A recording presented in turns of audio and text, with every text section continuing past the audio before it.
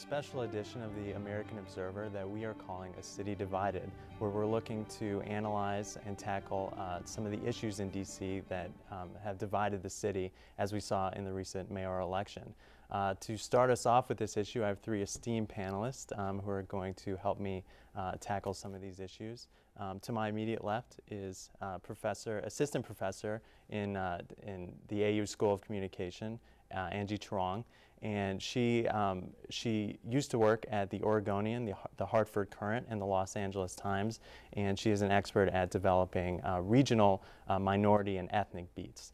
To her left is Tindani Mbulapusi L, who is a filmmaker here in DC, grew up in Southeast, east of the river, as he likes to say, and he has a new film out called Berry Farms Past and Present, looking at Berry Farms community in Southeast.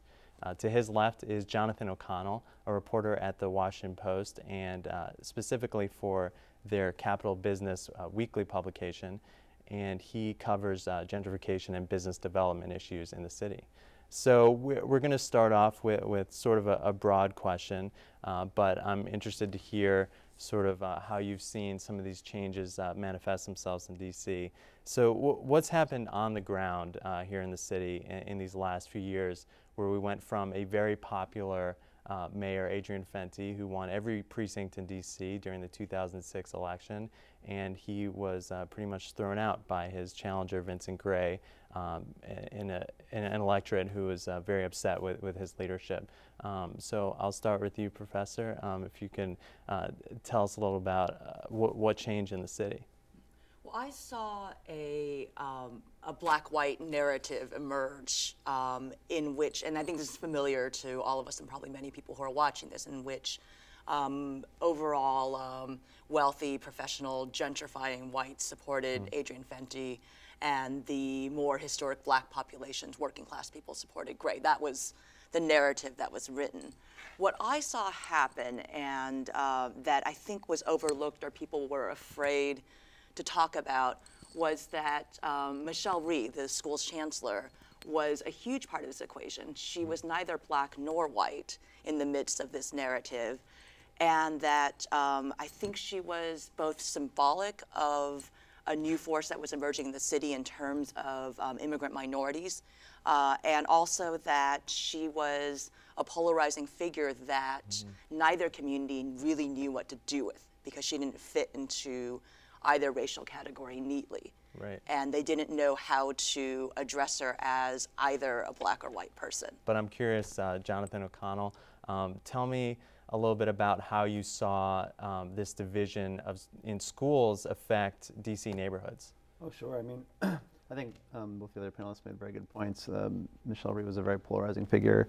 I think we used to joke a little bit in the newsroom that you could take Michelle Rhee's face during the campaign and put her on a flyer in half the city, and it would be an ad for the Mayor Fenty, and the other half of the city would be an ad for Chairman Gray, because she was so polarizing.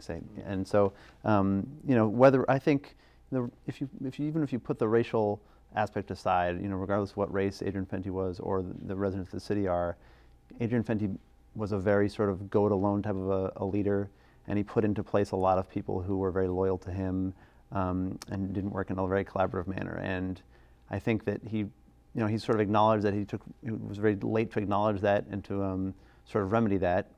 And you know, by the time he started sort of going out and apologizing for it, a lot of people had already decided that they were done with him and they wanted somebody else in there. The other thing that I would say is, when you were talking about what happened from when Adrian Fenty was elected to now, and when he was when Vincent Gray was elected, you know, one of the biggest changes from my perspective has been the economy. And when he came in, the economy was very good. You know, a lot more of the city's residents were employed. A lot more of the city's residents that were employed were making more money. We didn't have the rate of foreclosures that we have by any means. People weren't getting put out of their houses. People weren't on TANF and unemployment for so long. So now, you know, there's a lot of people in the city that are really, really hurting. You know, even though the Washington area economy is still one of the best in the country, the district's unemployment is still higher than the rest of the country. Yeah. And so all that hurt and pain that I think people have, you know, they wanted to see some kind of leadership in terms of getting people into jobs and getting earnings back. And I don't think that Fenty really, you know, sort of pivoted and realized that he needed to pay attention to that early enough. Right, because when he came in office, his presence was strongly felt in all of the quadrants of the city, and that was one thing that helped him get in office. And throughout his career as the mayor of D.C., he's been known to be a little more elusive, as you know, disappearing and not being present when people felt they needed his leadership, and that had a lot, if not maybe a majority of the pie. People feel like, okay, and you know, a personality you're a issue charismatic person. Well, he was very, you know, his charisma helped him, his presence be, you know, but then when you kind of just disappear, you know, and people feel like you've disappeared. I mean, it's amazing the way that he used to really beat the pavement and get into every single neighborhood in the city. His presence was strong. And then by the end, he was turning down meetings with Dorothy Haight and other people that like, people hold in very high esteem. So. And that has a lot to do with we're gonna have to cut it off there, but we have more segments to come. So we hope that you'll join us out there on the web for the next segment to continue the conversation.